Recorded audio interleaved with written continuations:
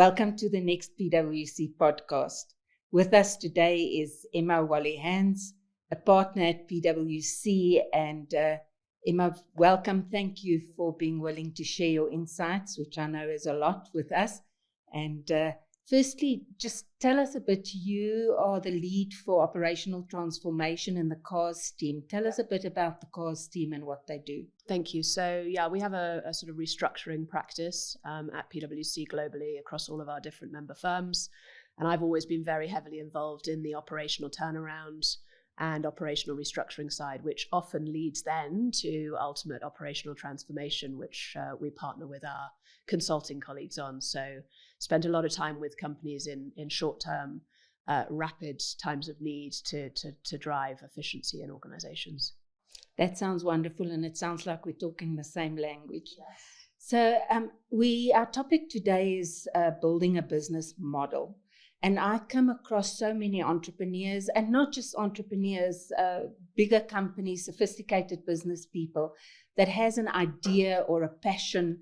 I love that word, passion, for doing business, but there's no business model around it. And then my fear is always, how are they going to make money out of this idea? What is your take on that?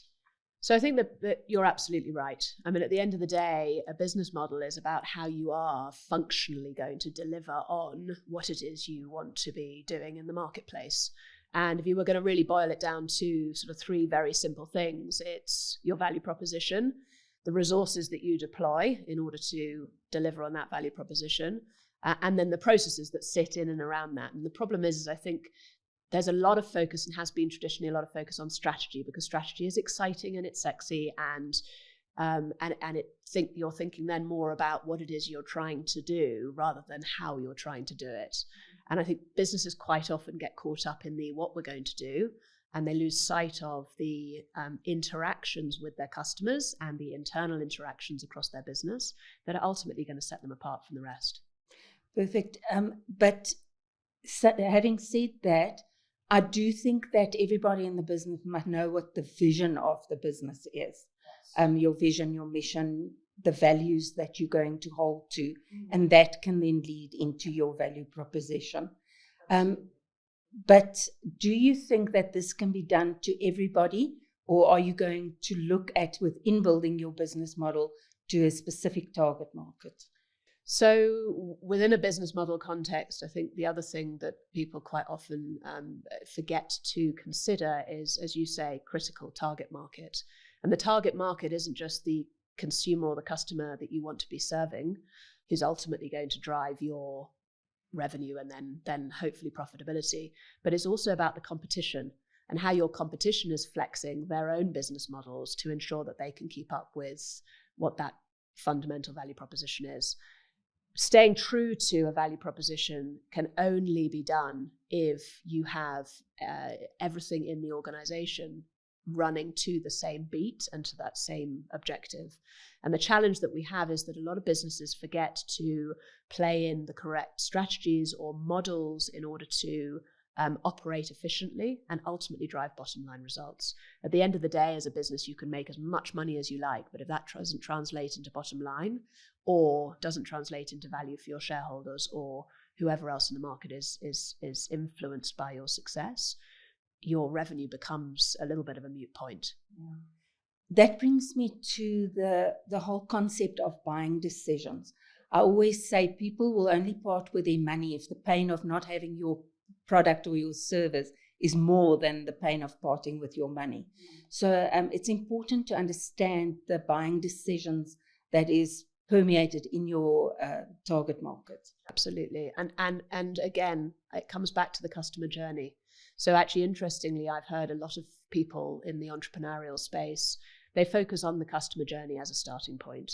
But what they forget is that the customer journey isn't just about the end experience, the end product. It's actually about how you engage with that customer at the very start of that journey in the business. And it's also then about how you inspire and motivate your resources, i.e. employees, and your processes to drive as much engagement and efficiency through that process. So while you might be trying to influence somebody to buy a product, there's also a huge amount of value that exists in the model that seeks to continue to service that customer in the lead up to them engaging with a product or service, and ultimately after they have engaged with that product or service, whether it be on a referral basis or on a continued acquisition basis. So I think that's the piece for me that's so critical about the business model. It's not always thinking about how somebody's going to purchase my product. It's about how do I actually serve that product to my customers so that everybody's engaged in that cycle, everybody's motivated to derive value in that conversation. And at the end of the day, it comes back to value creation and the role that everybody in the organization has to play in that. Absolutely. And then your pricing strategy, talking about resources, how much they cost, how much you spend to produce the service or the product. So your pricing strategy speaks hugely into that, doesn't it? 100%. And we often talk about things that the management can control versus what they can't control. You cannot control external economic factors. You can't control what your competitors decide to do on a day-to-day basis. You can't control what products are in the market at any point in time that may or may not drive benefit or detriment to your servicing of that market. But what you can control is the way that you provision something to the market. And a pricing strategy is absolutely critical in that, because the decisions you make about how you price, that is going to be what drives objectively the amount of money that you make on a product. And we talk often about pricing strategies as being focused around the amount of money we're trying to make. It doesn't always need to be the case. You may decide actually to adopt a pricing strategy on a product that's a loss leader. So it's important that we price this product low because we see it as an entry point to a higher premium product that perhaps a customer would engage with as an on-sell or cross-sell opportunity. So there's more complexities around pricing strategies than I think people give credit to. But one thing that people forget is that they have ultimate control over that pricing strategy. Mm-hmm. There's a contract dictation of that. But if you go in with a very intentional pricing process, then you can quite often control that narrative from the start. Yeah, they say it's easy to make profit, just spend less than what you're bringing in. Yeah. So often when you've got your target market right, your product or service is designed in line with the requirements of your target market, your pricing strategy is perfect, then growth comes. So in between the making the profit and the growth, there's a operational structure that needs to be in place. And I know this is an area where you put a lot of focus. Do you want to unpack a little bit as to what that means to have a sound operational structure? Absolutely. I mean, you made a sort of flippant comment earlier, which is about ultimately profit is, spending less than you're actually making. At the end of the day, your operating cost base is critical to that. What we find, especially in a lot of organizations that have ended up in any kind of sort of turnaround or stress situation, or just are not making the money that they wanted to make.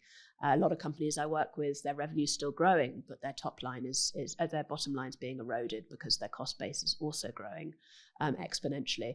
So there's a visibility issue for a start. A lot of companies wouldn't be able to tell you at any point in time how much they're actually spending and how that cost to serve relates to a particular product or revenue line. And so an understanding of the interaction between your expenditure, your channels to market, and your products to market. People will talk about SKUs and SKU rationalization programs. Those are really just smart ways of saying, how can we figure out how to look critically at the things that are costing us less to serve the market so that we can make sure that we can ultimately make more money at the end of the day. So that operating model has to be intentionally organized. And I think also at the end of the day, there's a continuous improvement cycle that needs to happen within that. You can't just build a operating structure and then expect it to be fit for purpose on a month-over-month, year-over-year basis, because things change. The market changes, people leave, you lose talent, you bring talent in. And so your operating model needs to consider all of those different practical elements. If talent retention is becoming an issue, make sure that you look at your employee retention structural process. If somebody in the market is starting to bring out a product that's actually competing with one of your higher value, look back at your production cycles and work out whether it makes sense to continue to drive volume in that product, or actually perhaps you want to deviate to a slightly different product. So the operating model needs to be agile. And I think that continuous improvement and continuous look back to your value proposition and into the market is a really important starting point, because at the end of the day, we can create structures all over the place, but if they're not fit for purpose, they're not going to drive value. It's so important to have your capacity planning, your forecasting, and all those operational metrics correct. Yeah. How would you say it is possible to grow the business and scale the business in a stable manner, sticking to your business model? Again, everybody wants to grow quickly. I've seen very few organizations that have grown quickly that haven't at some point experienced that sort of overinflated operating cost or operating model base, and haven't had to sort of turn around and say, we need to stop and just look at what we've built and how we've built it and how we can now optimize it. You want to be very intentional in that growth process. And I'm probably the worst person to ask, because I'm not an entrepreneur, right? I'm very entrepreneurial and commercial in my mindset. I like to innovate. I like to think about ways things can be done differently and change. But at the end of the day, it comes back to flexibility and agility. And when we talk about flexibility and agility, we're not talking about the ability to just sit back and let something run its own course. We're talking about a very carefully defined set of operating structures that can be influenced independently and together in order to change and reshape the business as you need to. And if you can't do that, and you have a rigid approach, which was designed at the start because actually all you wanted to focus on was the market, the product, the way in which you compete in the market, all of the stuff that feels a lot more interesting, sometimes people neglect to revisit the operating model and the metrics that they use to measure the performance of that operating model. And suddenly it's very difficult to measure the value that they're trying to deliver to the market. Yeah, it's a continuous process of reinventing yourself. And it's like orchestrating an orchestra or conducting an orchestra, where you just have to be at it all the time. In my research, I found that there are 83 factors that affect business success, and business success being measured by net profit, sustainability, growth, and then also customer satisfaction. So it's up to the business manager to build this business model, grow it sustainably, like you've just described, and then continuously improving and reinventing, also according to the needs of your target market. 100%. And I'd go back to the point around metrics. A lot of businesses say, I've got metric fatigue, or we measure everything, but we don't really know why we're measuring it. Or we measure something, we've got data on all of this, but we don't know how it interacts and ultimately plays back to our value proposition. So a very intentional framework to sort of set up that metric and the evolution of those metrics is so important, because it's more valuable for you to have 10 really insightful metrics that you can accurately deploy on a day-to-day and sort of real-time basis than it is to have 120 that nobody really understands why they're there, what they're measuring, and what their purpose is. So that sort of design profile is really important. And quite often we find with our customers and our clients, we're having to retrospectively fit that design profile to very mature businesses that have just grown beyond their capability to measure and articulate to their shareholders, investors, lenders, or the market.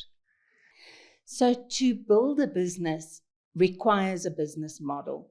It's a process, or whether you're starting a new business or reinventing or re-engineering a business, it's a process that considers the revenue streams of the business. An idea or a passion does not pay the bills. So there has to be a business model around your idea with an operational structure. Emma, thank you so much for being with us and for giving us your insights. Thank you for having me. Really appreciate that, and hopefully we'll chat again soon. For sure. Thanks, Frances.